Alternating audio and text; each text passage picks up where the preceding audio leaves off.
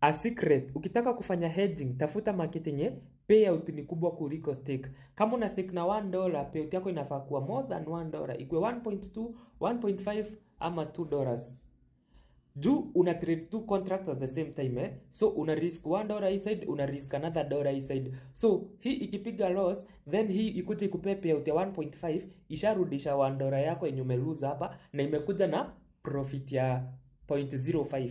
Juu payout ni 1.5, so imekuja na payout ya 0.5. So ukienda hivyo utakuta hiyo 0.5 imeenda hivyo ikagenerate ka profit mzuri yeah, so tafutanga market yenye payout ni kubwa kuliko stake. Hili side moja ikipiga loss, hii ingine ikipiga win, hii 0.5 inakuwa imecover ka profit. So utakuwa na profit ya 0.5. The next run, hii imepiga loss, hii ingine ndo imewin. So imewin ikakupia profit ya 1.5. Imekurudisha ile 1 yako, imecover hii side yenye imepiga loss na imekuachia 0.5. 0.5 hapa na 0.5 hapa. That's $1. So acha tuifanye practically muone. Site ni awesometradinghub.pro. Then una scroll unaingia hapa kwa Speedlab. Ukiingia kwa Speedlab kuna hii tool utaona ya hedge. Click then una scroll huku chini. Aha, kuna market. Market unatafuta ni market gani unataka kufanya. Ukishuka chini kuna contract types. Kuna contract type 1 na kuna contract type 2. Sasa hapa kwa contract type 1 unaweza chagua any of these. So nataka tu focus na digit over na under. Contract type 1 nimeweka over, contract type 2 nimeweka under. Sijui kama unaona chini yake, then kuna prediction ama ndo barrier.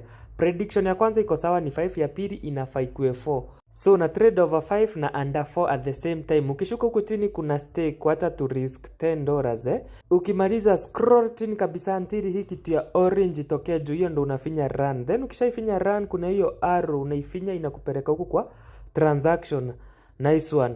So hapa chini ukiangalia inakuhesabia profit yako safi sana.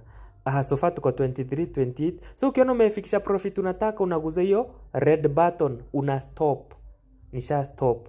Nice one. So imenitengenezea $44.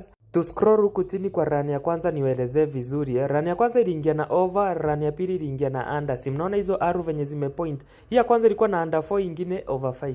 Hapa kwa payout sasa ndo siri iko na trade na 10-10. 10 ya kwanza inapiga loss, ingine ina win. So hizo zina cancel, unabaki na profit ya $2.62 Na hiyo tu ndo imetutengenezea $44 because tumeenda 34 runs. Ukidivide by 2 inakupia 17 win, 17 loss. So tukichukua hiyo 17 times 2.62 yenye imetutengenezea per run, inatupea ngapi? Inatupea $44. And it's as easy as that So disadvantages ama the other side of this thing is